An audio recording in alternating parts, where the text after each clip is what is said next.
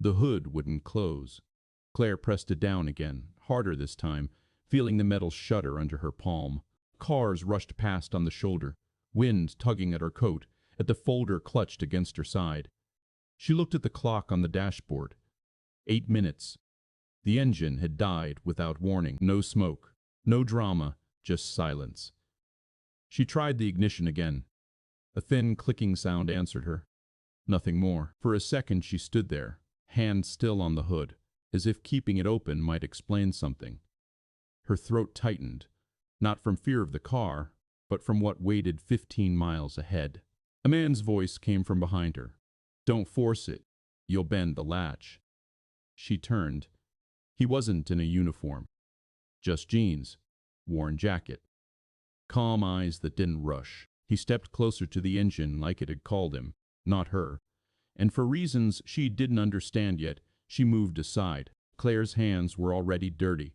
A dark smear on the side of her thumb. Another across the edge of her wrist where her watch usually sat. She'd taken it off without thinking, and set it in the cup holder as if removing it could slow time down. The man leaned over the engine bay like he belonged there. Not hurried, not showing off. He put 2 fingers on the hood latch and eased it instead of forcing it. The hood settled with a soft clunk, properly aligned now, as if it had only needed someone to stop fighting it. He glanced at her keys. "Try it again," he said. She stared at him for half a beat, then slid into the driver's seat. The leather felt colder than it should have. She turned the key, the same thin clicking. He didn't react to the sound. Just nodded once, like it confirmed something he'd already decided. "Pop it," he said. She pulled the release. He opened the hood again and reached in deeper. Claire stayed seated, partly because she didn't know where to stand without being in the way, partly because the air outside cut straight through her coat now that she'd stopped moving. Her phone lay face up on the passenger seat. 4 missed calls from her assistant, 2 from an unfamiliar number. She didn't touch it. The man's hands moved with an odd restraint. He wasn't rummaging. He was finding. He traced a cable with his fingertips, followed it like a line on a map. He paused at the battery terminal, then looked back at her. "Do you have a 10mm?" he asked. She blinked. "In the trunk," she said, not sure if that was true. It was the kind of thing someone else took care of. The dealership. The person who detailed it. The person who detailed it. The person who said, "You're all set." He walked around to the back without waiting for her to get out. Claire climbed out anyway, her heels sinking slightly into gravel as she followed. The trunk release button didn't register on the first press because her hand was shaking. She tried again, harder. The trunk opened. There was a neat black case tucked against the side. Factory kit, untouched. She flipped it open and found the wrench set arranged like cutlery. The 10mm was there, clean as if it had never seen daylight. She held it out. His fingers closed around it briefly, careful not to touch her hand. He didn't say thank you. Not in a rude way. In a way that made it clear he didn't think this was a favor. It was just what needed to happen. He returned to the hood and loosened the terminal bolt. Claire stood a few feet away, close enough to hear the little sounds of metal shifting, far enough to keep from hovering. She kept her folder tucked against her ribs. The paper inside was heavy in an absurd way, like it carried weight beyond ink. He lifted the cable, held it off the post, then looked toward the front of the car. "Turn your lights on," he said. "What?" she asked. "Headlights. Inside. Switch them on." Claire leaned into the driver's seat and flicked the control. The headlights came on, bright against the afternoon, a hard white spill onto the guardrail. "Now, turn them off," he said. She did. Again, he didn't move quickly. He waited a few seconds like he was letting something settle. Then he put the cable back on and tightened it. "Try now." Claire slid into the seat again. Her palms left faint prints on the steering wheel. She turned the key. The engine caught immediately. Smooth. Too smooth, almost insulting. It didn't stutter. It didn't argue. It just came back to life, as if it hadn't shut down at all. Claire let her hand stay on the key for an extra second, as if she needed proof it would keep running. Then she pulled her hand away slowly and looked out the windshield. Traffic streamed past, indifferent. The man stepped back from the hood and closed it with one controlled motion. No slam. No show of force. He wiped his hands on a rag he pulled from his jacket pocket. The rag looked like it had lived there a long time. "What was it?" Claire asked. He paused, eyes on the hood scene, checking the alignment again. "Loose connection," he said. Vibration. Terminal wasn't seated right. Claire let out a breath she hadn't meant to make loud. It came out sharp, like irritation disguised as relief. She nodded at the car as if it had betrayed her personally. "I just had it serviced," she said. He gave a small shrug. Not dismissive, just final. "It happens." Claire looked at him properly now. Mid-30s, maybe early 40s. No ring. The skin around his eyes was tired in a way that didn't come from late nights out. His hair was unremarkable, dark, slightly messy. His jacket was clean but old. Practical, not styled. He didn't ask where she was going. He didn't ask if she was okay. He watched her face with a steady, quiet attention, like he was measuring whether she was about to fall apart or snap at him. She didn't do either. "I'm going to be late," she said, and the words sounded flat to her own ears. He nodded again. "Leave now," he said. "You'll make it." Claire glanced at the clock. She did the math automatically, the way she always did, stacking minutes like blocks. 15 miles. Traffic. If she pushed, "Thank you," she said, and this time it came out before she could decide how to say it. He was already stepping back toward the shoulder, like his part was done. He didn't linger by her door. He didn't wait for gratitude. Claire hesitated, then caught herself. "What's your name?" she asked. He stopped. His head turned slightly as if names were optional. "Ethan," he said after a moment. "Just Ethan. No last name offered. No handshake." Claire nodded, holding the name like it might be useful later. "I'm Claire," she said. "Claire Hanley." He looked at her once more. Something in his expression shifted barely there. Recognition, maybe, or the knowledge that he should recognize it. If he did, he didn't show much. "Okay," he said. Claire got back in the car.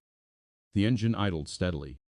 She pulled onto the road, merging too sharply, tires biting the asphalt. Her heart thumped against her ribs with the kind of insistence she usually kept out of her voice. In the rearview mirror, Ethan stood by the shoulder for a moment, watching the car disappear into the stream. Then he turned back toward a small pickup parked farther behind her. A faded blue thing with dents along the side and a child's sticker peeling on the back window. Claire's phone lit up again. She answered without looking at the screen. "Where are you?" her assistant said, voice tight. "They're seated. They're literally seated." "I'm on my way," Claire said, and she heard how controlled she sounded, like she was narrating someone else's emergency. "I had a breakdown." "A breakdown," the assistant repeated, sharper now. "Claire, it's handled," Claire said. Her eyes stayed locked on the lane ahead. "I'll be there in—" She checked the time again. 25 minutes. "That's not," her assistant started. "I know," Claire said. "Tell them I'm 10 minutes out. Tell them the deck is already loaded. Tell them I'm not rescheduling." Silence for a beat. Then her assistant exhaled. "Okay," she said. "Okay," she said. Just get here." Claire hung up and put the phone face down. She adjusted the rearview mirror slightly, not because it needed it, but because her hands needed something to do. Her folder sat on the passenger seat. The corner bent from being held too hard. She smoothed it once, then left it alone. At the next red light, she glanced at her hands. Grease marks. Tiny cut she didn't remember getting. She rubbed her thumb against the stain, trying to erase it. It didn't come off. She didn't try again. The light turned green. The Claire accelerated. She didn't think about Ethan for the next 10 miles. She couldn't afford to, but when she pulled into the company parking lot and saw her own reflection in the glass door's hair, slightly blown out of place, coat unbuttoned, face too pale, she saw, for one sharp second, his steady hands on the battery terminal. The ease of it. The way he hadn't asked her permission to solve the problem. He'd just done it. Inside, the lobby smelled like polished stone and citrus cleaner. Her heels clicked too loudly as she crossed it, the sound bouncing off the walls. She reached the elevator and jabbed the button once, twice. The doors opened, as if scolded. Her phone buzzed in her pocket again. She didn't answer. Upstairs, the corridor toward the conference room felt longer than usual. She could already hear voices through the glass lauder, chairs shifting, someone clearing their throat. Claire stopped just outside the door. She adjusted her coat, smoothed the folder, took one breath. Then she pushed the door open. Every head turned. A few smiles, a few careful expressions. The CEO's face was neutral in a way that meant he'd noticed the time but wasn't going to give it the satisfaction of being mentioned. Claire walked in and didn't apologize. She set her folder down at the table's edge, connected her laptop, and waited for the screen to mirror. Her assistant stood near the wall, eyes wide. Claire gave her a brief look that said, "Later," she began. Her voice didn't shake. It never did when it mattered. The slides moved cleanly. Numbers, projections, timelines. She spoke in full sentences, calm and firm, but her hands, resting lightly on the table between points, still smelled faintly of engine metal. And somewhere uninvited, quiet the thought kept pressing at the back of her mind. Ethan, not his face. The way he'd said, "Leave now, you'll make it." As if he'd known exactly how much that mattered. The presentation ended without applause. It wasn't that kind of room. There were nods, a few tight smiles. The kind that meant money was still on the table. Claire closed her laptop slowly, aware of the silence stretching out after the final slide. She didn't fill it. She'd learned not to. Let them be the ones who spoke first. The CEO leaned back in his chair. His fingers tapped once against the polished wood. "You're confident in the timeline?" he asked. Not accusatory, just testing. "Yes," she said. She didn't over-explain. She didn't soften it. He studied her for a moment longer, then gave a small nod. "Good," he said. "We move forward." There it was. Simple, controlled, decided. The air in the room shifted. Subtle relief, carefully hidden. Papers gathered. Chairs slid back. People stood. Claire remained seated a moment longer, eyes on the closed laptop screen. The reflection looking back at her seemed composed. Almost cold. Inside, something was still catching up. Her assistant stepped closer once the room thinned out. "You scared me," she said quietly. Claire glanced at her hands again. The grease had settled into the lines of her skin. "I scared myself," she replied, almost absent. "Car?" her assistant asked. "It's fine." "That's it? It just fixed itself?" Claire paused. "No," she said. "Someone fixed it." Her assistant tilted her head. "You called roadside?" "No." Claire stood then, slipping the laptop into her bag. She didn't feel like explaining something she didn't fully understand herself. She walked out of the conference room and down the hallway toward her office. The carpet muted her steps now. The building had settled into its usual weekday rhythm: keyboards, low conversations, printers humming. She closed her office door behind her and leaned against it for a second. Just 1 second. Then she crossed to her desk and set her things down carefully.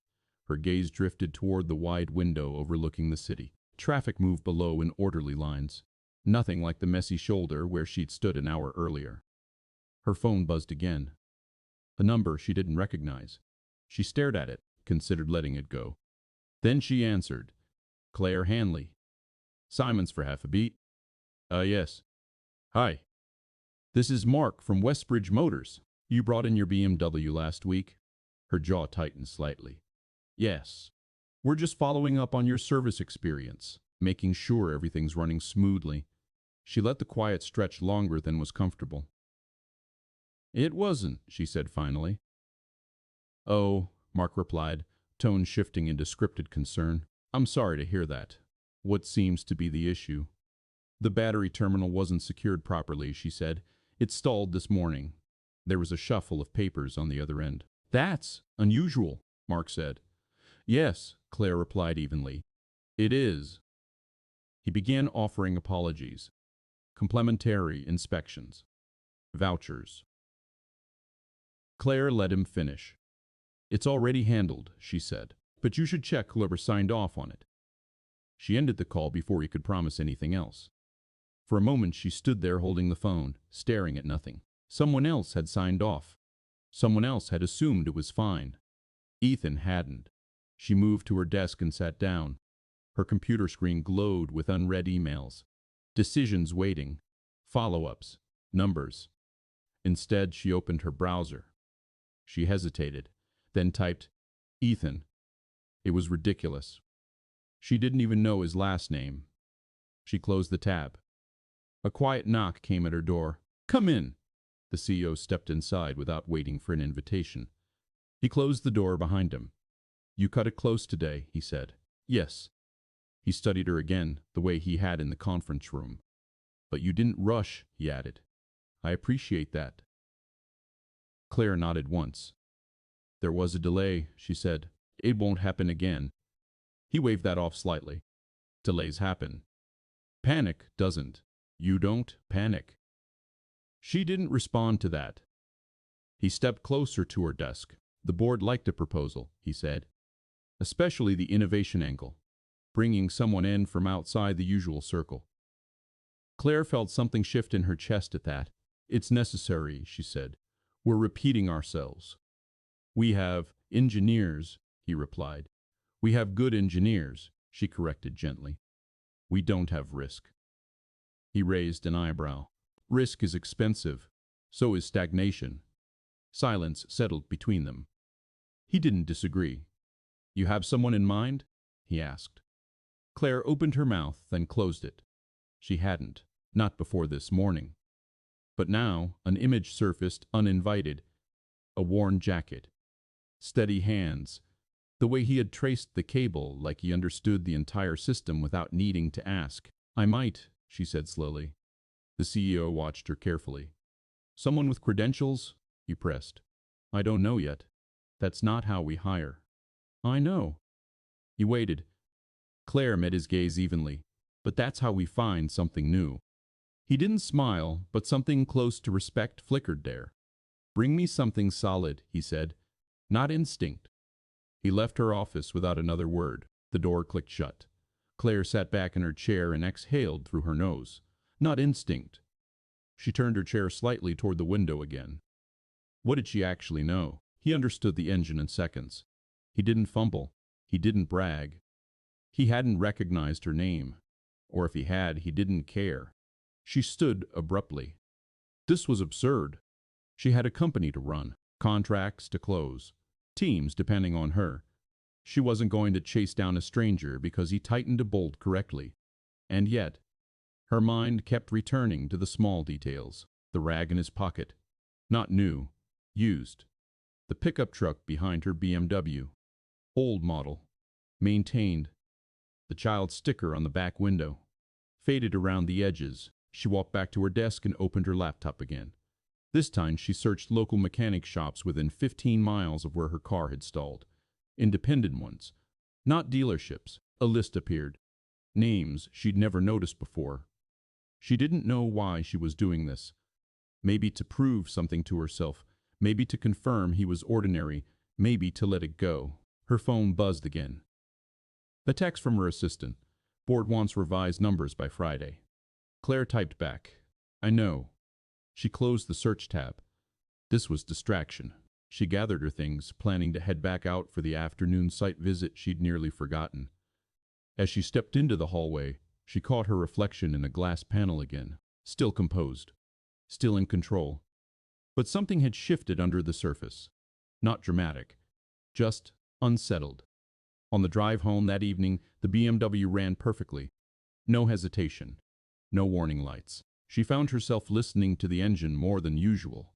Waiting for a tremor. A sign. Nothing. At a stoplight near her neighborhood, she glanced in the rearview mirror without meaning to. A blue pickup waited 2 cars back. Her breath paused. She leaned slightly to get a clearer look. Not the same one. Different dent on the side. No sticker. The light turned green. Cars moved. She told herself she hadn't expected to see him again. That chance meetings end where they begin. And yet, as she turned into her driveway and shut off the engine, she didn't go inside immediately. She sat there in the quiet car, hands resting on the steering wheel. The day had gone exactly as planned in the end. The deal was moving forward. The timeline held. Everything was intact, except for one small thing she couldn't name. She finally stepped out, locking the car with a soft beep. As she walked toward her front door, she glanced once more at the BMW. Then, almost without thinking, she reached into her coat pocket and pulled out the 10mm wrench she had never handed back. She stared at it in her palm. She didn't remember taking it from him. But there it was, cold, solid, real. She closed her fingers around it and went inside. She didn't sleep well. Not in a dramatic way. No jolting awake, no dreams she could remember clearly.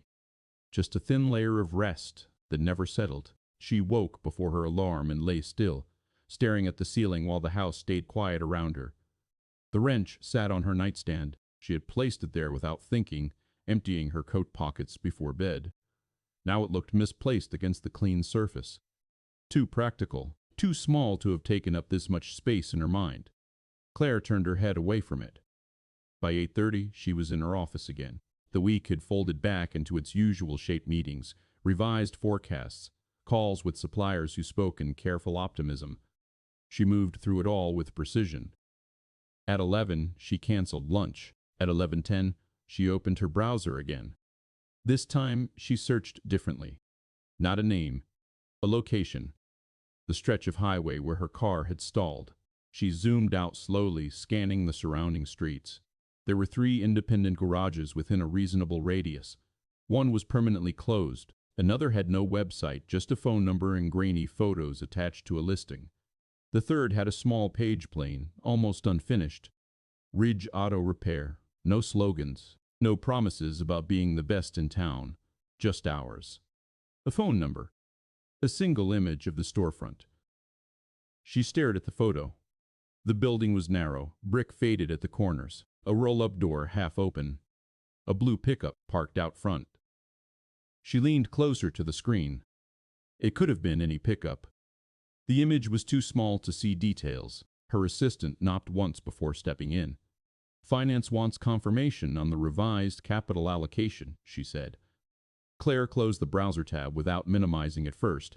"I'll send it by 2. Her assistant hesitated near the door.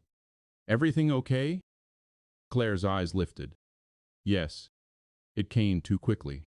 Her assistant gave a small nod but didn't look convinced. Then she left.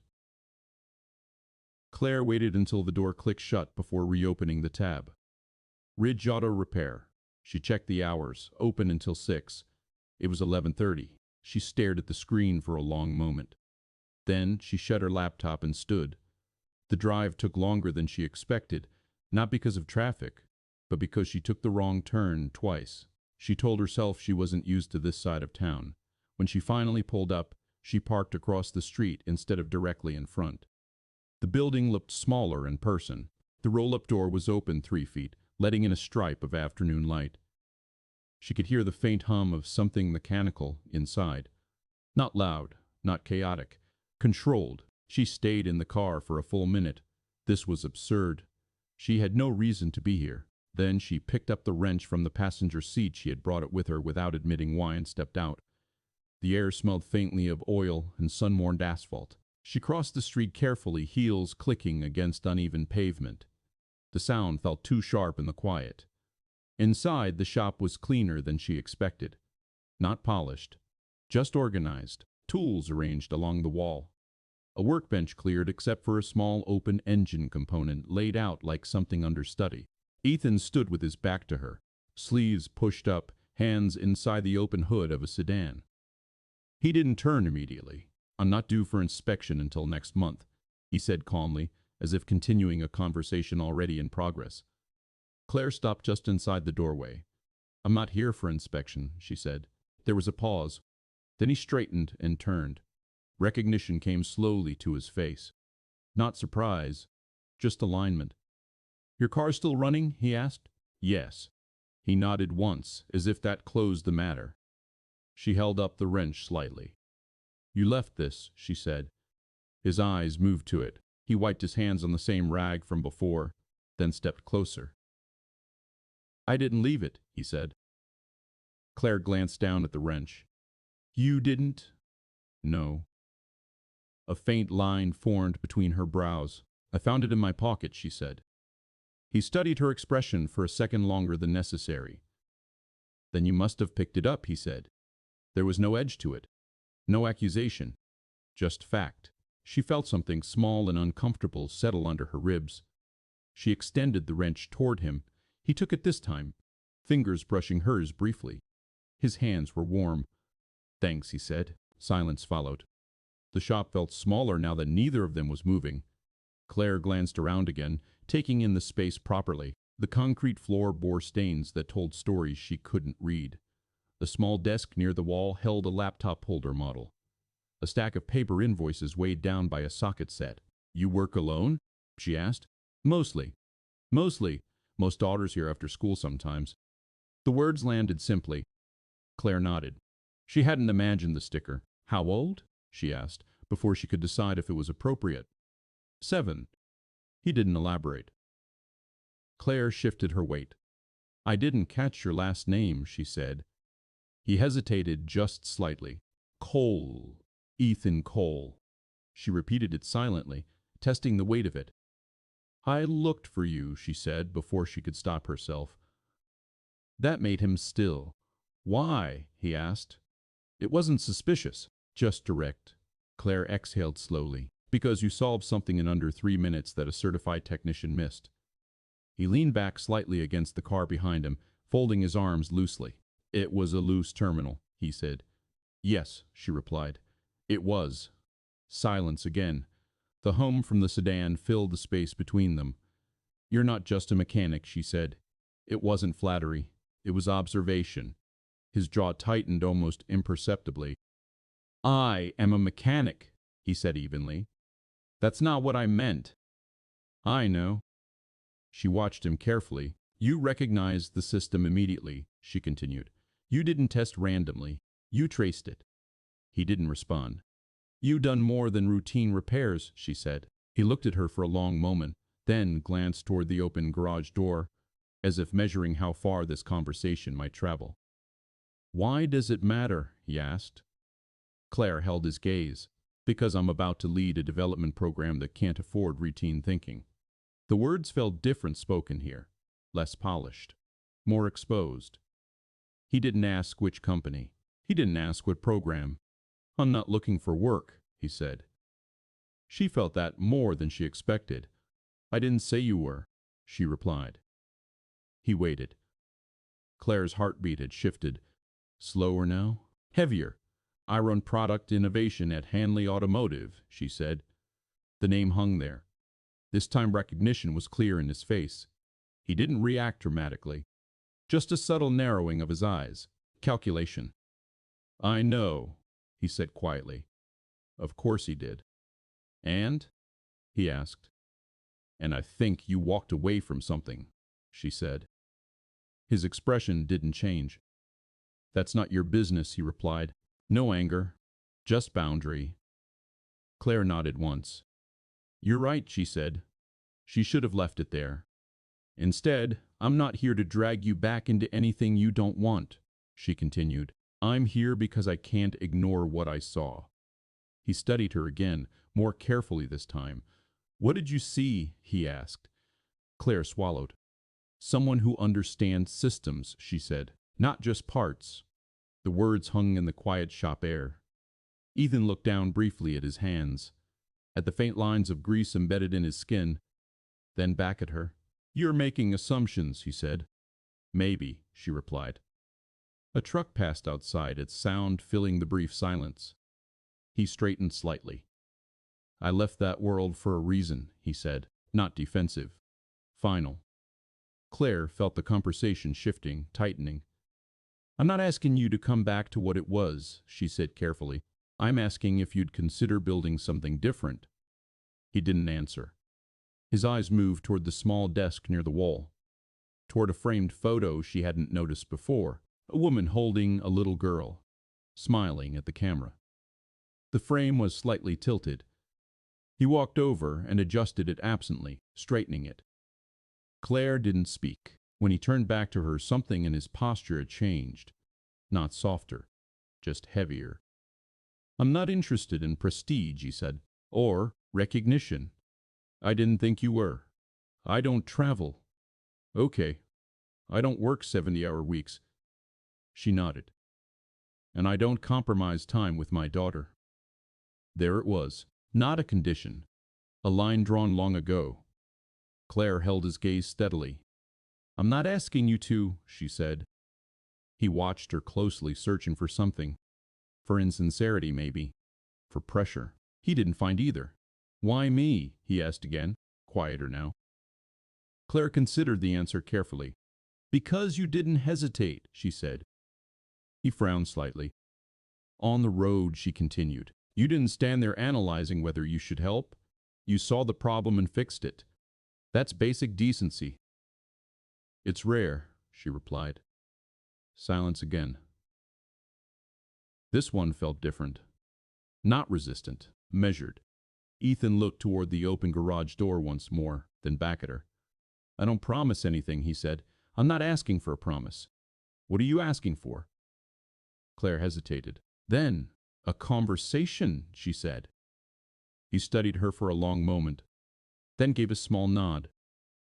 One conversation, he said. Claire felt something shift inside her. Not relief, not victory. Just movement. That's all, she replied. Outside, a school bus drove past, brakes hissing as it slowed at the corner. Ethan glanced toward the sound. She'll be here in 10 minutes, he said. Claire understood. She stepped back toward the door. I'll send details, she said. He didn't ask for her card. She didn't offer one. As she stepped out into the afternoon light, she felt the weight of the next decision settling in. Not about business. About balance.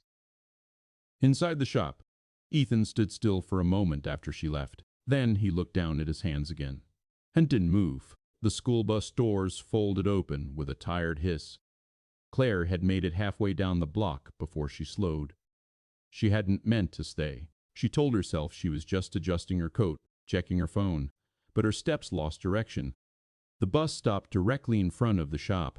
Children spilled out in uneven bursts, backpacks too big, voices too loud, the sharp energy of the afternoon. Then she saw her. Small. Dark hair pulled back loosely. Careful steps down the bus stairs, one hand gripping the rail like she'd learned to be steady on purpose. Ethan stepped out of the garage before she even reached the sidewalk. His posture shifted. It was subtle. His shoulders dropped. The guarded edge that had been present with Claire dissolved into something quieter. He crouched slightly as his daughter ran the last few steps toward him. He caught her mid-stride without effort. She laughed once quick and bright and wrapped her arms around his neck. Claire felt that sound land somewhere low in her chest. Ethan said something she couldn't hear. The girl pulled back and started talking immediately, hands moving as if she was explaining something urgent and important. He listened. Completely. Not glancing at the street. Not distracted. Just listening. After a moment he stood and took her backpack from her shoulders. She reached for his hand automatically. They turned toward the shop together. Claire looked away first. She walked back to her car and sat inside without starting the engine. Her reflection in the windshield looked thinner somehow. She rested her hands against the steering wheel and stared at nothing in particular. 70-hour weeks. No travel. No compromise. Those weren't casual preferences. They were boundaries built from something. She thought of the framed photo in the shop. The woman's smile. The slight tilt of the frame before he straightened it. Widowed. The word formed in her mind quietly. She didn't know for certain, but she didn't need confirmation to understand the weight of what she'd seen. Back at the office, the afternoon moved with relentless efficiency. Emails answered, budgets approved. A supplier issue rerouted to legal. Claire functioned well under pressure. It had always been easier than stillness. But in the spaces between tasks, her thoughts drifted. She opened a blank document near the end of the day. Not a formal offer. Not yet. Just notes. Flexible structure. Remote design access. Limited on-site requirement. Project-based autonomy. She paused. Childcare accommodations? No, that felt intrusive. She deleted the line. Instead, she typed, schedule built around availability. She stared at that longer than necessary. Her phone buzzed with a calendar alert for an investor call she'd nearly forgotten. She closed the document and answered the call with her usual calm. Her voice didn't betray anything. That night, she reviewed Ethan Cole properly. It took time. There were articles from years ago, interviews, panels he'd spoken on. A patent filing with his name listed prominently. Another with his name removed in a later revision. Engineering prodigy. That phrase appeared more than once. She winced at it. A photo from nearly a decade ago showed him younger, standing beside a prototype vehicle. Hair shorter, eyes sharper. The caption mentioned breakthrough battery efficiency modeling. Then nothing recent. No LinkedIn updates. No conference appearances. No visible trail. He had stepped away completely. Claire closed her laptop slowly. She sat in her living room in the dim light, the quiet of the house pressing in around her. She lived alone. The silence didn't usually bother her. It felt organized, controlled. Tonight, it felt heavier. She thought of the way he had adjusted the photo frame, the careful way he'd stated his boundaries. Not angry, not defensive, just decided. The next morning, she didn't go to the office immediately. Instead, she drafted an email. Simple, direct.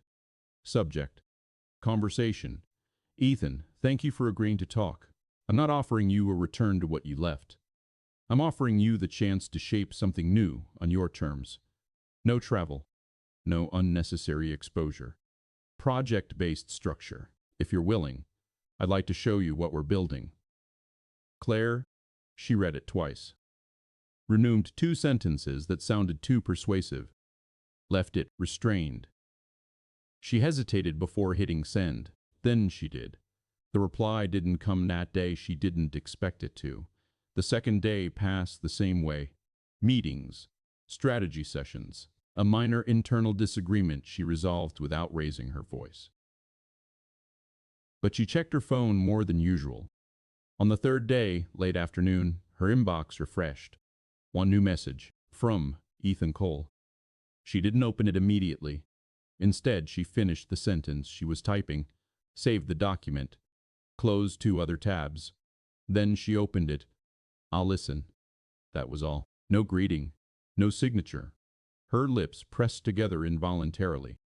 She replied with a time and location. Neutral.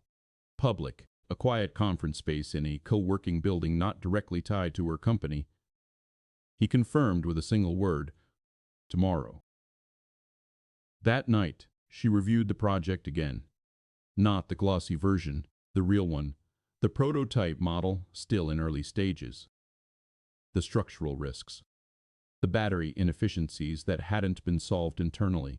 She knew exactly where her current team was circling the problem instead of confronting it. They were capable. But careful. Ethan hadn't been careful on the highway shoulder. He had been precise. There was a difference. The next day, she arrived early. The conference room was small but well lit. Glass walls. A round table. Two chairs. No presentation screen. She had intentionally left the deck behind. This wasn't a pitch. It was a conversation. She placed a single folder on the table. Not thick. Not overwhelming. At exactly 2 minutes past the hour, the door opened. Ethan stepped in. No jacket this time. Dark sweater. Hands clean. He closed the door quietly behind him. For a moment, neither of them spoke. Claire gestured to the chair across from her. He sat. The air between them felt different here. Less chance, more weight. She slid the folder toward him. This is where we are, she said. Not where we pretend to be. He didn't touch it immediately. Instead, he looked at her. You're aware this doesn't stay a conversation, he said. Yes. If I say no, then you say no. And if I say yes. Claire held his gaze steadily. Then we both accept what that means. Silence. He opened the folder. His eyes moved quickly across the first page, then slower. His brow tightened slightly at one section. He turned the page. Another pause. He leaned back in his chair, folding his arms loosely. You're modeling battery load distribution incorrectly, he said. No hesitation. Claire felt something almost like relief. Where? She asked. He reached forward, tapped a specific line of numbers. Here. You're compensating for degradation too late in the cycle. She leaned in. He continued, voice steady. You'll get performance early, then you'll hit instability under stress. He glanced up at her. Which you already know.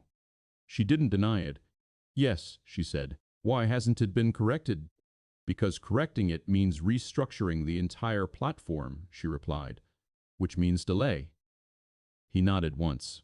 And investors don't like delay. No. Silence settled.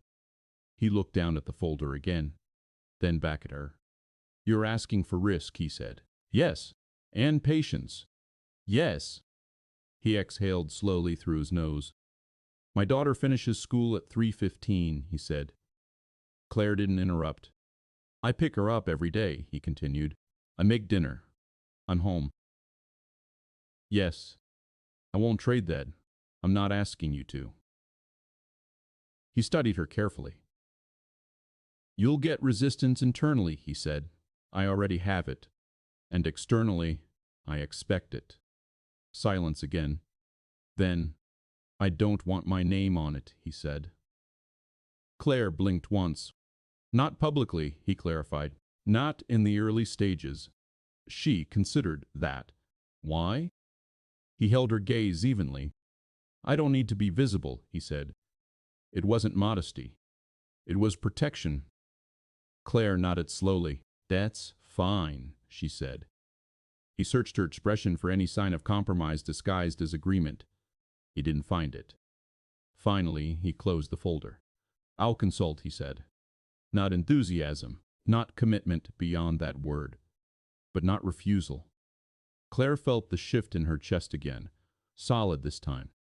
Project-based, he added. Defined scope. Yes, and if it crosses the lines I've drawn, it won't, she said. He didn't look fully convinced, but he stood. Send the parameters, he said.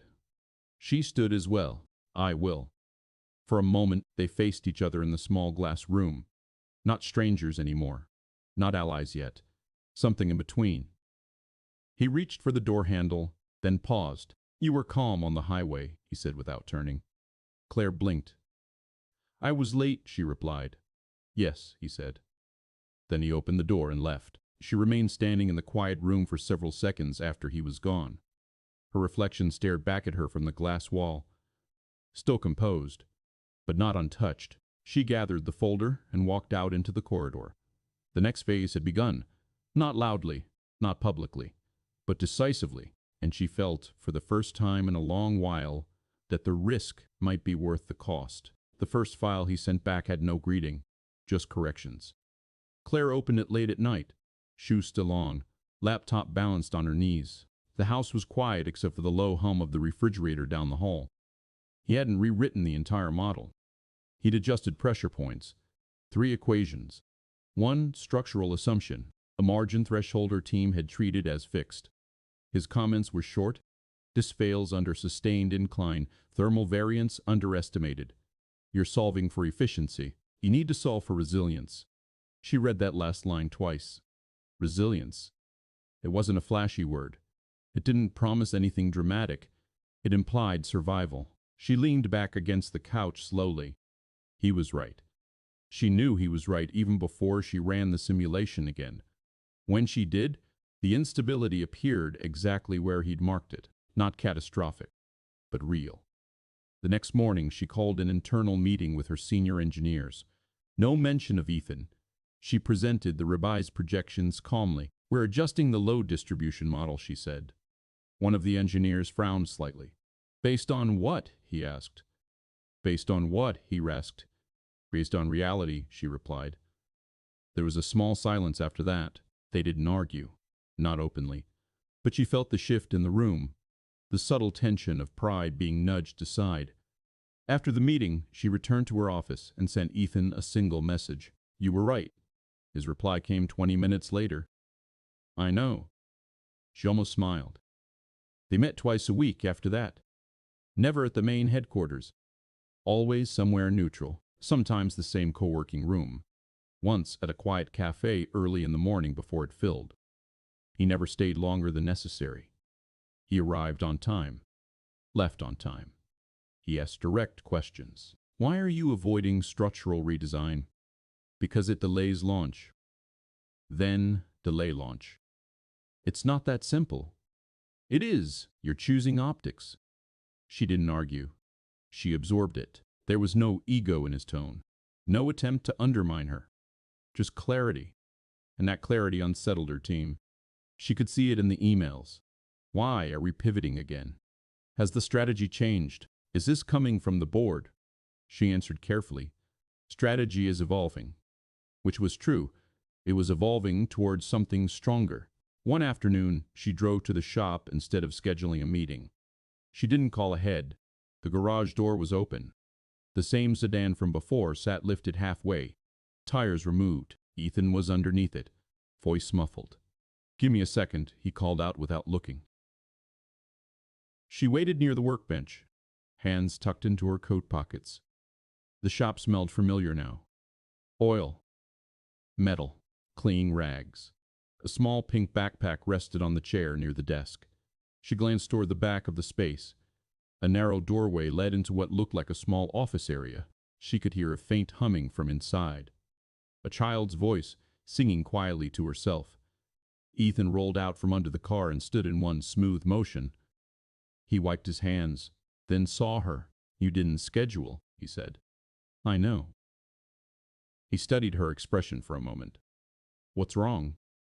She hadn't expected that question. Nothing's wrong, she said. Then paused. There's resistance.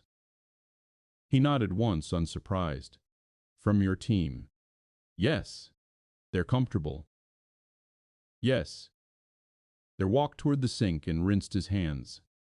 Comfort builds slow failure, he said. She leaned lightly against the workbench. I can't just bulldoze them, she replied. I didn't say bulldoze. Then what? He dried his hands and turned to face her fully. Make them see it break. She frowned slightly. He stepped closer to the laptop on the desk and opened it. Run the old model under sustained stress, he said. In front of them. She hesitated. We've done simulations. Not honestly, he replied. That landed. He glanced toward the back room briefly. I need 5 minutes, he called. A small voice answered back. Okay. He turned back to Claire. You're protecting morale, he said. I get it. I'm protecting momentum. No, he corrected gently. You're protecting control. She held his gaze. There was no accusation in it, just recognition. You built your authority on stability, he continued. Now you're asking them to accept uncertainty. She looked away first. The small girl emerged from the back room, holding a sheet of paper. Dad, she said, stepping lightly toward him. He softened immediately. Hey, he replied, crouching down. She glanced curiously at Claire. This is my friend Claire, he said simply. Friend. The word settled strangely. The girl held up the paper. I drew the car you're fixing, she said. He examined it seriously, as if it were a blueprint. Looks accurate, he said. You got the wheel alignment right. She beamed. Claire felt something tighten unexpectedly in her chest. The drawing was simple. Crayon lines. Crooked wheels. But the engine had tiny colored shapes inside it, carefully placed. You like engines? Claire asked gently. The girl nodded. Dad says they're like puzzles. Claire glanced at Ethan. He didn't look at her. They are, he said quietly. The girl returned to the back room after a moment, humming again. Silence settled. She doesn't remember much from before, Ethan said without prompting. Claire understood what he meant. I'm sorry, she said. He nodded once. Yeah. He didn't elaborate. She didn't ask. Instead, she moved toward the laptop. Show me, she said. He stepped beside her, close enough that she could feel the heat from his arm but not touching. He pulled up the previous model and adjusted the parameters quickly. Here, he said, let it run. The graph climbed steadily at first. Then it dipped, then spiked. then fractured into unstable variants. Claire watched the lines break apart on the screen. There it was, not theoretical, visible. "If you show them this," he said, "they won't argue, they'll adjust." She exhaled slowly. "You make it sound simple." "It is simple." She looked at him. "But it's not easy." He held her gaze for a second. "No," he agreed. Outside, a car pulled into the lot. Ethan stepped away. "I have a customer," he said. She nodded. As she moved toward the door, she paused. "Why did you really leave?" she asked quietly. He didn't answer right away. He looked toward the back room again, then at the lifted sedan, then back at her. "Because brilliance doesn't matter if you miss dinner," he said. It wasn't defensive. It wasn't bitter. Just stated. Claire felt the weight of that settle. She nodded once. "I'll run the simulation," she said. He gave a small nod in return. She stepped out into the afternoon light again. This time, when she reached her car, she didn't sit still. She started the engine immediately. There was work to do, and for the first time, she wasn't protecting stability. She was willing to let something crack. She didn't warn them. If she had, they would have prepared counter-arguments. Adjusted the inputs. Smoothed the outcome before anyone could see it fail. Instead, she called the meeting and kept it brief. "Run the original model," she said. The senior engineer across the table hesitated. "We've moved past that iteration," he replied. "I know," she said. "Run it." There was a pause long enough to register resistance. Then he turned to the screen. The numbers populated. The graph formed. Clean at first. Predictable. The room relaxed into familiarity. Claire folded her hands on the table. "Now increase sustained incline load," she said. A few glances shifted her way. "That's not standard urban testing," someone said. "Do it." The incline parameters shifted. The graph held, then dipped. A small fluctuation appeared near the thermal threshold.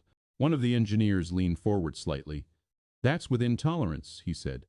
"For now," Claire replied. "Increase cycle duration." The line continued, another dip, then a spike sharp enough to make the projection shudder. Silence filled the room. The fracture came slowly after that, efficiency numbers slipping under strain, degradation accelerating beyond their early assumptions. No explosion, no dramatic collapse. Just failure unfolding in plain sight. Claire didn't look at the screen. She looked at them. No one spoke for several seconds. Finally, the senior engineer exhaled. "We didn't account for that compounding variance," he said quietly. "No," Claire replied. He leaned back in his chair. "We'd hit instability within 18 months under heavy usage." "Yes." Another silence. "Then what's the alternative?" someone asked. Claire felt something settle inside her. "We restructure the platform," she said. "Now, before launch." Murmurs. "Calculations forming behind tight expressions. That delays us," the finance liaison said. "Yes." "How long?" "Long enough to make it resilient." She let the word sit there. No one argued immediately. The evidence was still glowing on the screen. After the meeting, her assistant stepped into her office. "That was bold," she said. Claire removed her glasses slowly and set them on the desk. "It was necessary. You're going to get pushback." "I know." The pushback came within the hour. An email from finance. A call from the CEO. "Walk me through it," he said calmly when she picked up. She did. No theatrics. No blame. Just numbers. Projections. The visible fracture. There was a long pause on the other end. "Who caught it?" he asked. Claire looked at the city skyline through her window. "I did," she said. It wasn't a lie. She had seen it once, it was shown. Another pause. "Restructuring cost us a quarter," he said. "Yes." "And protects us for how long?" "Years." He exhaled slowly. "You're certain?" "Yes." Silence. "Then proceed," he said. The line clicked dead. Claire remained standing by the window for a moment after the call ended. Her hands weren't shaking, but she could feel the weight of the decision pressing into her ribs. She sent Ethan a message. We're restructuring. His reply came a few minutes later. Good. That was all. That night, she stayed later than usual, revised schedules, reallocated teams, drafted the formal internal announcement. By the time she left the building, the sky had gone dark. Her phone buzzed just as she reached her car. Ethan, she answered. Did they fight it? He asked. Yes. And? They saw it? A small pause. Good, he said. She leaned against her car door, the cool metal pressing through her coat. You didn't need to stay anonymous, she said quietly. I know. But you are. Yes. She could hear faint sounds in the background, a television murmuring, a child laughing softly. Are you home? She asked. Yes. There was something steady in that single word. I delayed the launch, she said. I figured. That affects projections. It protects the product. She closed her eyes briefly. You make it sound clean. It isn't, he said, but it's right. The word right lingered. Not profitable. Not strategic. Right. I don't want this to cost you, she said before she could filter it. Silence. It already does, he replied. Her throat tightened slightly. I don't mean financially. I know what you mean. She didn't ask him to clarify. She didn't need to. The weight of visibility, of stepping back toward a world he had left deliberately. I'm not pulling you into something you can't leave, she said carefully. I can leave any time, he replied. It didn't sound entirely true. She shifted her grip on the phone. Your daughter, she began. She's fine, he said gently. She knows I work. That's not what I meant. Another quiet pause. She knows when I'm distracted, he said. The honesty of that settled between them. And are you? She asked softly. A longer silence this time. Yes, he said. She swallowed. I'm sorry. Don't be. He wasn't angry. He wasn't blaming her. But the admission hung heavy. I won't let this become everything, she said. That's not how it works, he replied. She didn't argue. The city was quieter at this hour. Fewer cars passing. Fewer lights in office windows. Why are you really doing this? He asked suddenly. The question caught her off guard. For the company? She deflected lightly. No. She leaned her forehead briefly against the cool glass of her car window. Because I'm tired of protecting safe ideas, she said. That's not all. She hesitated. He waited. Because I don't want to build something that fails quietly 5 years from now, she said, and pretend we didn't see it coming. The words felt closer to the truth. He didn't respond immediately. When he did, his voice was lower. That's honest. She let out a slow breath. Are you regretting it? She asked. No. He came without hesitation. But it's heavier than I expected. Yes. A soft sound in the background. His daughter calling for him. I have to go, he said. Of course, Claire. Yes? Don't protect me from this. She frowned slightly. I'm not. You are, he said gently. Stop. The line went quiet. She lowered the phone slowly. He was right. She had already started absorbing more than her share internally, shielding his name, minimizing his visible involvement, carrying the corporate friction herself. Not because he asked, because she thought she should. She slid into her car and started the engine. As she drove home, the city lights blurred slightly against the windshield. The restructure announcement would go out in the morning. There would be resistance again. But the fracture had been seen. And once something cracks in clear view, you can't pretend it's solid. At a red light, she glanced at her reflection in the rearview mirror. She looked tired, but steady. For the first time in a long while, the risk didn't feel reckless. It felt aligned. And somewhere across town, in a small garage that smelled of oil and patience, a man who had walked away from brilliance was quietly stepping back toward it on terms that still scared him. She didn't smile, but she didn't look away either. The delay made headlines. Not front page, not dramatic, just a short industry piece buried between quarterly earnings and supply chain updates. Hanley Automotive postpones EV launch amid structural revisions. Claire read it at 6 in the morning while standing in her kitchen, coffee untouched beside her. The article called it strategic recalibration. It wasn't wrong, but it wasn't the whole weight of it either. By 9, her inbox was full. Investors asking for reassurance, a board member requesting a private call, a competitor's public statement about maintaining aggressive timelines. She deleted that one without finishing it. At 10:30, Ethan sent a message, saw the article. That was all. She replied, "It's contained." He didn't respond. The first board call lasted 42 minutes. Calm voices layered over tight concern. "Is this a confidence issue?" one of them asked. "No," she said. "It's a durability issue."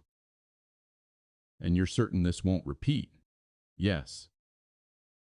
There was no room for hesitation in her tone, so she didn't allow any. After the call ended, she remained seated at the head of the long conference table, hands resting flat against the surface. Contained. That's what she told him. But pressure has a way of spreading quietly. That afternoon she went to the shop without planning to. She didn't call ahead. The garage door was half closed this time. She ducked under it and stepped inside. The space felt different. Quieter. Ethan stood near the workbench, staring at his laptop. He didn't look up immediately. When he did, she saw it. Not anger, not doubt, something thinner. Tighter. "You shouldn't be here," he said. The words weren't harsh, just factual. "I needed to talk," she replied. He glanced toward the back room. "She's at a friend's house," he said. "You can say whatever you need to." Claire stepped closer. "What happened?" she asked.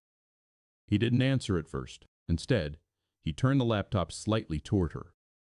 An email glowed on the screen. A tech journalist requesting confirmation about anonymous engineering consultants involved in the restructuring. Her chest tightened. "They're phishing," she said. "Yes. They don't have your name." "Not yet." Silence settled between them. She hadn't anticipated this part. "You told me it was contained," he said. "It is. That article ran 3 hours ago." "Yes. And they're already looking for a scapegoat or a hero."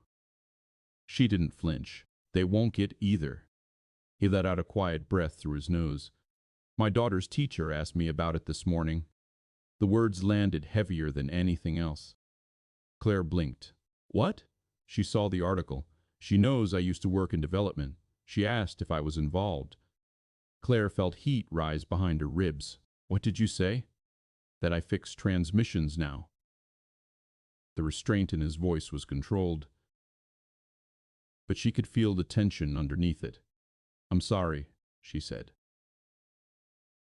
He shook his head slightly. "This is what I meant," he said. "Visibility leaks." She stepped closer. "I will handle this," she said. "How?" he asked calmly. She hesitated. "I'll issue a statement clarifying that the revisions were internal." "That's not false." "No? And when they ask for specifics, they won't get them." He studied her face carefully. "You're under pressure," he said. "Yes." "You don't need to carry mine, too." She didn't respond to that. Instead, she reached for the laptop and read the journalist email more closely. It wasn't aggressive, just probing. Industry curiosity. "Still dangerous. We can redirect this," she said. "Shift the narrative to long-term safety and structural integrity. That still invites questions. Then we don't answer them." He looked at her for a long moment. "You're used to controlling outcomes," he said quietly. "Yes. This isn't one of them." She didn't like that, but she knew it was true. The shop felt smaller again. She walked toward the workbench and rested her hands on the surface. "I won't let this touch her," she said. He didn't soften at that. "You can't control what she hears at school," he replied. The truth of it pressed hard. "I didn't think this would reach that far," she admitted. He gave a faint nod. "Everything reaches farther than you expect." Silence. The hum of the overhead light filled the space. "I can step back," he said after a moment. Claire's head lifted sharply. "No. It solves the problem. It creates another one." You can find someone else. I don't want someone else. The words came out too quickly. He noticed. So this is personal now, he said. She held his gaze. It was always personal. He looked away first. You don't get to decide that for me, he said quietly. The sentence wasn't loud, but it cut. She swallowed. You're right. He stepped back slightly, creating space between them. I agreed to consult, he said, not to re-enter the spotlight. You're not in the spotlight. Not yet. She felt the distance forming, not physically, but somewhere harder to bridge. What do you need? She asked finally. He hesitated. Time, he said. For what? To see if this stabilizes. And if it doesn't? He didn't answer. That silence said enough. Claire exhaled slowly. I'll draft the statement tonight, she said. It won't mention external advisors. That's not enough. What is? He met her eyes again. You stop protecting me like I'm fragile. She frowned. That's not what I'm doing. Yes, it is. The accusation wasn't sharp. It was tired. You think I can't handle scrutiny, he continued. But I can. Then why did you leave? She asked quietly. The question hung there longer than she intended. His jaw tightened. I left because loss rewires you, he said. Not because I was incapable. The words weren't dramatic. They were flat. Claire felt something inside her shift. I know that, she said softly. No, he replied. You don't. Silence again. This one heavier. She stepped back toward the door. I didn't come here to pull you deeper into this, she said. I know. I came because I thought I could keep it contained. He gave a faint, almost humorless exhale. Nothing stays contained. She paused with her hand near the doorframe. I won't let this cost you your daughter, she said. He looked at her steadily. It already cost time, he replied. She didn't have an answer for that. She stepped outside into the fading afternoon light. The air felt colder than it had earlier. As she reached her car, she realized something she hadn't wanted to admit. This wasn't just about product resilience anymore. It was about whether she could balance ambition with the human cost standing in front of her. And she wasn't sure yet. Not fully. She started the engine. For the first time since the restructure, the weight didn't feel aligned. It felt uncertain. And uncertainty, she knew, spreads faster than headlines. The statement went out before sunrise. Claire wrote it herself. No communications team. No polished phrasing. Hanley Automotive has chosen to revise its EV platform after identifying long-term durability concerns during internal review. The decision reflects our commitment to structural integrity over speed to market. No mention of consultants. No hint of outside influence. It was clean. Controlled. By mid-morning, the noise shifted slightly. Industry analysts debated whether the delay signaled weakness or discipline. The journalist who had emailed Ethan published a speculative piece anyway, suggesting legacy engineers might be influencing the pivot. Legacy. Claire read the word twice. It felt invasive. Her phone rang before noon. The CEO. You handled the statement well, he said. But we're getting inquiries about who flagged the structural flaw. Claire leaned back in her chair. It was a collective review, she said. That's not what they're implying. I don't answer implications. A pause. You're protecting someone, he said quietly. She didn't react. I protect the company, she replied. He didn't push further. Keep it that way, he said, and ended the call. She sat there for a moment, staring at the blank wall across from her desk. Protecting someone. She thought of Ethan's face in the shop, the tightness around his mouth, the way he'd said loss rewires you. Her phone buzzed. A text this time. From Ethan. She asked me why other kids' dads are in articles. Claire closed her eyes. What did you say? I said some people build things quietly. She exhaled slowly. Is she okay? Yes. But she's not stupid. No, Claire thought. She isn't. The rest of the day blurred into logistics and damage control. By the time she left the office, the sky had already gone dark. She didn't go home. She drove to the shop. The lights were on, but the roll-up door was closed. She knocked lightly against the side entrance. It took a moment. Then the door opened a few inches. Ethan stood there, sweater sleeves pushed up, expression guarded.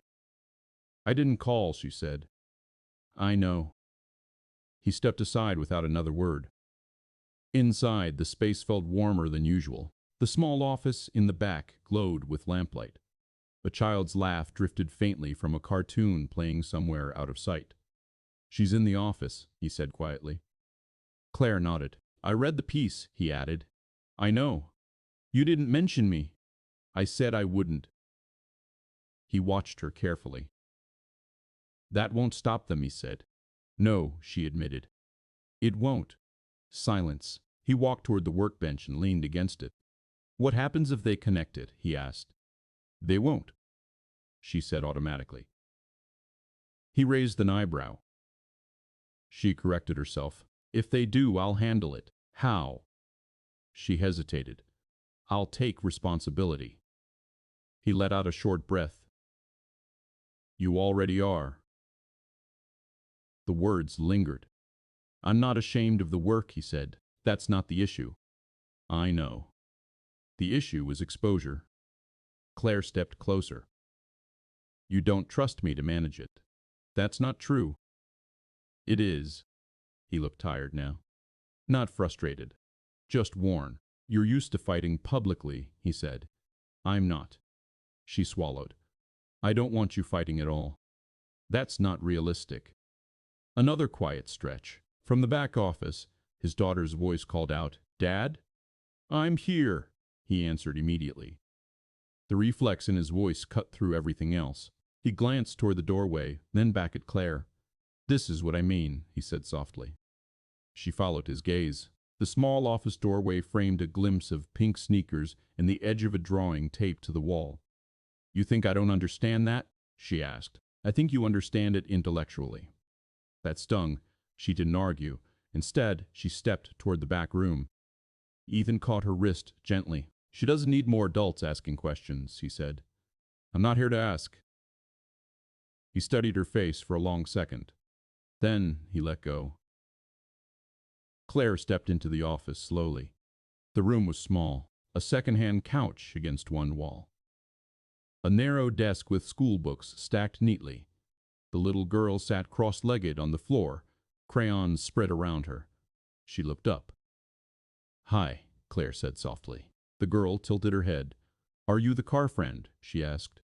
Claire almost smiled. "Yes," she said. "I guess I am." The girl considered that. "Dad says cars break if you don't build them right." Claire glanced back toward Ethan, who stood just inside the doorway. "He's right," she said. The girl nodded seriously, then held up a drawing. It showed a car again, but this time the lines were steadier. The engine inside was colored carefully, each part distinct. "I made it stronger," she said. Claire crouched slightly to see it better. "How?" she asked. "I added extra lines," the girl replied matter-of-factly, "so it doesn't crack." The simplicity of it pressed unexpectedly hard against Claire's chest. "That's smart," she said. The girl beamed, then went back to coloring. Claire stood slowly and stepped back into the garage space. Ethan watched her. "She's observant," Claire said quietly. "Yes, and she sees more than you think." "I know." Silence settled again. "This isn't about ambition," Claire said finally. "I didn't say it was. It's about not building something that fails quietly." He held her gaze. "And if the cost is loud?" he asked. She didn't have an immediate answer. The shop felt smaller now, the hum of the overhead lights louder. "I don't want to lose you from this," she said. The admission came out low, unplanned. He didn't look surprised. "You won't," he said, "unless I choose to leave." The condition sat there between them. She nodded once. "That's fair." He studied her expression. "You're not used to that," he said. "Used to what?" "Not being able to guarantee outcomes." She almost laughed, but it didn't reach her eyes. "No," she admitted. "I'm not." Another pause. Then, "If they connect my name," he said, "I won't hide." She blinked. I won't do interviews, he clarified, but I won't deny it. That changes things. Yes. For you. For us, he corrected gently. The word us lingered in the air. She felt it, not as a declaration, as a possibility. Outside, a car passed, headlights sliding briefly across the garage door. I can manage the board, she said. And the press. I know you can. That's not what I'm worried about. He waited. I'm worried about what this does to you, she said. He stepped closer. You don't get to decide what I can carry, he said quietly. The sentence wasn't harsh, but it was firm. She nodded slowly. You're right. They stood there, close but not touching. The weight between them wasn't just professional anymore. It was personal. Not romantic. Not yet. Just two people aware that the decisions they were making were tying their lives together in ways neither had planned.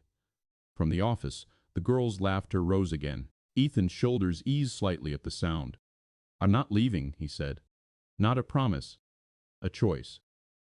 Claire felt something steady inside her at that. Neither am I, she replied. They didn't shake hands. They didn't formalize anything. He turned back toward the office.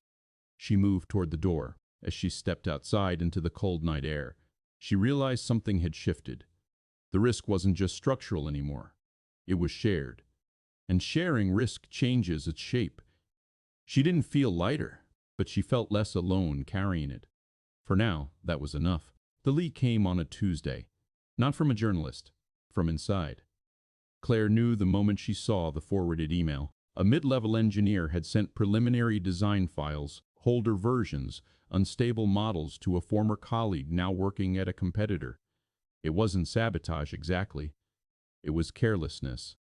Ego. A need to prove something. The competitor moved fast. By noon, a press release announced their accelerated platform revision, with language eerily close to Claire's internal documents. Resilience. Structural integrity. Delayed launch to ensure long-term stability. Her office door stayed closed all afternoon. Legal called it intellectual gray space, not a direct theft, not clean either. The CEO's voice was tight for the first time in months. Can we prove internal collaboration, he asked. No, she said. Can we contain it? No. Silence stretched. They'll assume we're reacting to them, he said. We're not. It won't matter. Claire ended the call and stood by the window. The city looked the same as it had yesterday. Nothing on the surface betrayed the shift underneath. Her phone buzzed. Ethan, you saw it? Yes. He didn't send anything else for a while. Then, this is where they look for faces. She knew what he meant. When companies lose narrative control, they look for individuals to either blame or spotlight. She typed slowly. They won't use yours. You can't promise that. No, I can't. She left the office earlier than usual. Not to avoid anything. To think. She drove without music. Without a destination at first. Then she turned toward the shop. The garage door was closed, lights on. She knocked once. Ethan opened it quickly as if he'd been waiting. She's at soccer practice, he said. Claire nodded and stepped inside. The air felt tense. Not chaotic. Just charged. You saw the press release, she said. Yes, they're mirroring language. Yes, and implying we pivoted because of them. He nodded once. Does it matter? He asked. Yes. He waited for her to explain. It matters because perception shapes capital, she said. If they control the narrative, we look reactive. And, if you fight it, we escalate. Silence. The shop felt smaller again. What do you want to do? He asked. She hesitated. I want to go public. He didn't move. With what? With the truth, she said. That we identified the flaw first, that we restructured intentionally. And my role? She swallowed. I would name you. The words felt heavy. He looked at her steadily. You said you wouldn't? I said I wouldn't unless necessary. And now it is. Yes. Silence filled the space. She didn't rush to fill it. He walked toward the workbench slowly, resting his hands on the surface. You understand what that does, he said. Yes. She'll hear about it. Yes. She'll see my face in articles. Yes. Another pause. And you think that's worth it? Claire met his gaze. I think hiding you diminishes what you built, she said quietly. He didn't react immediately. I'm not hiding, he replied. You are. The word came out softer than she expected. You're protecting her, she continued. I respect that. But you're also erasing yourself. His jaw tightened slightly. That was a choice, he said. Yes, and you're asking me to undo it. I'm asking you to reconsider it. Silence again. The hum of the heater kicked on overhead. You think this is about recognition, he said. It's about ownership, she replied. Ownership invites attack. Yes, and you're comfortable with that. I'm used to it. He held her gaze. I'm not. The admission didn't sound weak. It sounded honest. Claire stepped closer. You don't have to do interviews, she said. You don't have to tour. You don't have to change your life. That's not how visibility works. She exhaled slowly. You deserve credit, she said.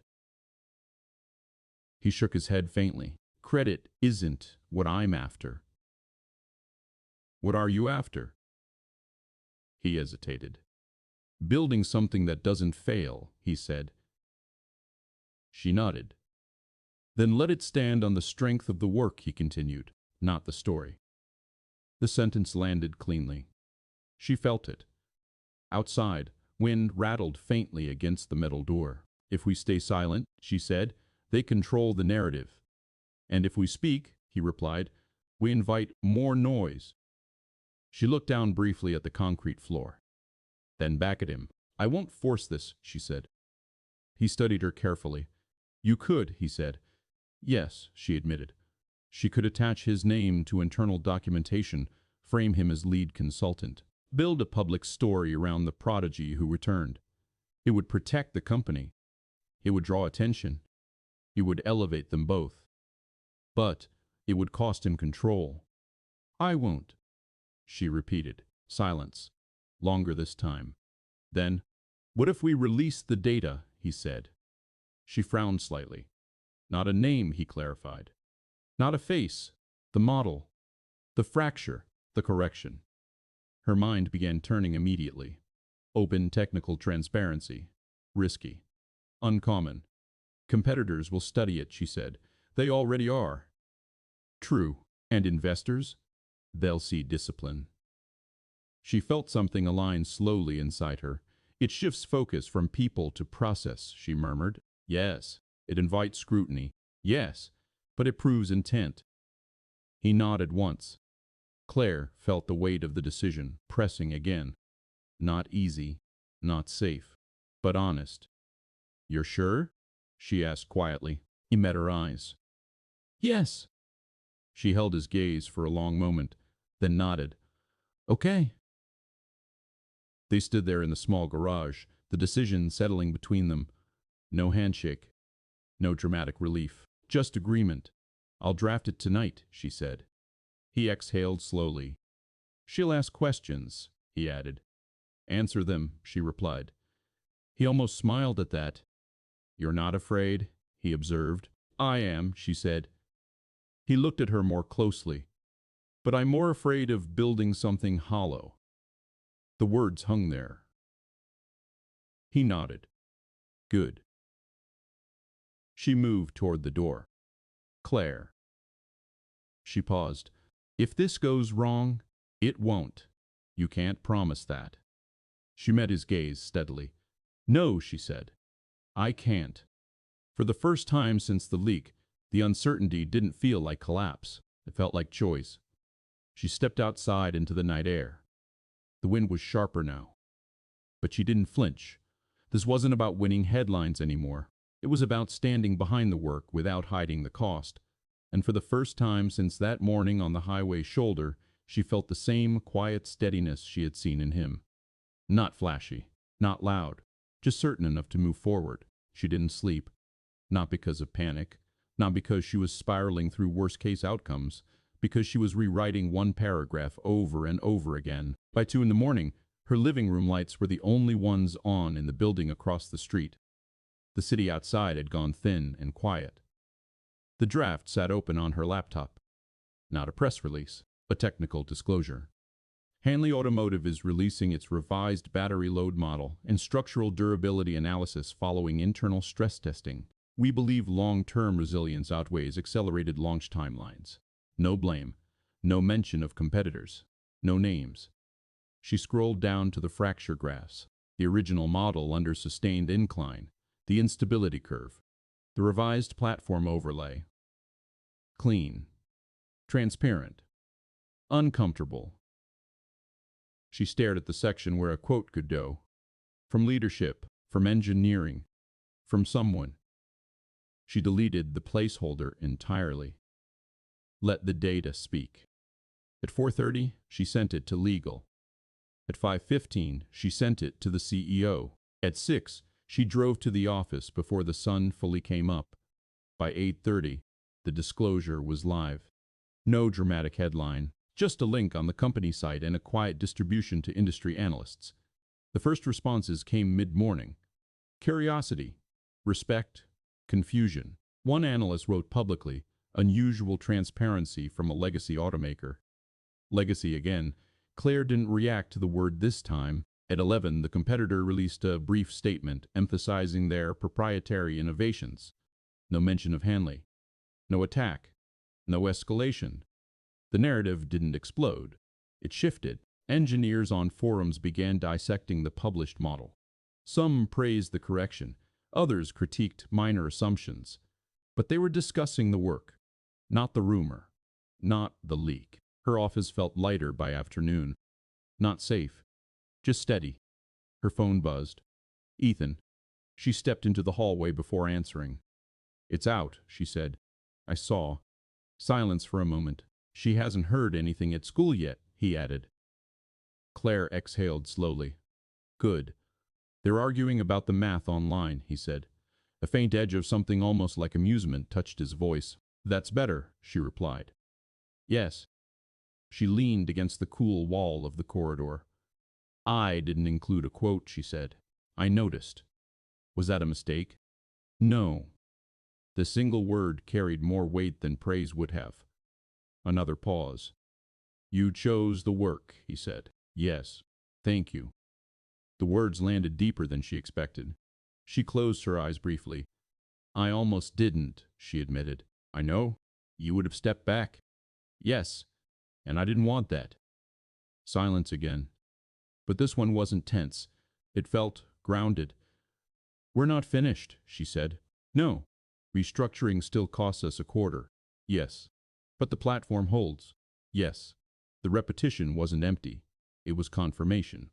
I'm coming by after practice, he said. She hesitated. To the office? Yes.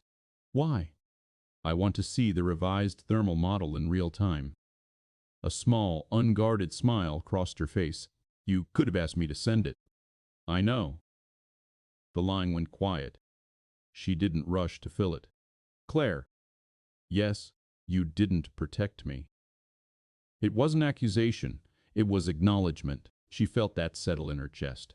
No, she said softly. I didn't. When he arrived that evening, the building was nearly empty. He stepped into her office without ceremony. No jacket, slightly wind-blown from outside. A faint trace of cold air followed him in. She turned her monitor toward him. He leaned over the desk, studying the live simulation. They stood close, not touching. The graph ran under sustained stress, held, dipped slightly, stabilized. He nodded once. It holds, he said. Yes. Silence. The city lights flickered on outside her window. He straightened slowly. You could have taken the easier path, he said. Yes. Why didn't you? She considered the question. Because it would have worked short term. Because the board would have liked it. Because it would have protected margins. Instead, she said, because I don't want to build something I have to defend 5 years from now. He studied her face carefully. "And this?" he asked quietly. She knew he wasn't talking about the platform anymore. "This," she repeated. What was this? A collaboration that began on a roadside shoulder. A risk shared between a company and a small garage. Two people carrying different kinds of loss. "It's not about saving anything," she said finally. "It's about building it right." He held her gaze for a long second, then nodded. From down the hall, the cleaning crew's cart rattled faintly. The world kept moving. "You're different than I thought," he said. "How?" "You don't chase attention." She almost laughed. "I've had enough of it." He didn't press further. He moved toward the window and looked out at the city. "I stayed away because I thought ambition erased balance," he said quietly. She listened. "I wasn't wrong," he continued, "but I wasn't entirely right either." She stepped beside him. "No," she agreed. He glanced at her. "She asked me today if I build the strong cars," he said. "And what did you say?" "I told her I help." The simplicity of it made her throat tighten. "That's accurate," she said. He turned to face her fully. "I'm not going back to who I was," he said. "I don't want you to. I won't travel, I know. I won't miss dinner. You won't." Silence. Not awkward, just real. "And if this grows," he said, "it grows around those lines." "Yes." She didn't hesitate. He studied her expression for any trace of negotiation. There wasn't any. He nodded slowly. Outside, a siren wailed faintly in the distance, then faded. "This wasn't the plan," she said quietly. "No. But I'm glad the car broke down." He looked at her for a long moment. "So am I." The words weren't dramatic. They didn't promise anything. They acknowledged something. The simulation behind them continued running steadily on the screen. No fracture. No instability. Just measured resilience. After a while, he stepped back toward the door. "I have to pick her up," he said. "Of course." He paused at the doorway. "You don't have to carry everything alone," he said. She met his gaze. "I know." And this time, she meant it. He left without another word. Claire remained standing by the window for several minutes after he was gone. The city lights reflected faintly against the glass. She thought about the morning on the highway. The hood that wouldn't close. The engine that refused to turn over. How close she had been to forcing it. And how easily he had stepped in and adjusted one small connection. Sometimes, systems don't fail because they're broken. They fail because something isn't seated properly. Because pressure builds quietly. Because no one wants to slow down long enough to tighten the right bolt. She didn't feel triumphant. She didn't feel invincible. She felt steadier, more deliberate, less interested in speed, more committed to strength. The launch would come later. The headlines would shift again. The work would continue. And somewhere across town, a little girl was coloring extra lines into an engine drawing so it wouldn't crack. Claire turned off the office lights and stepped into the hallway. She locked the door behind her. Not because she was guarding something fragile, but because she knew what it was worth now. And she intended to build it carefully.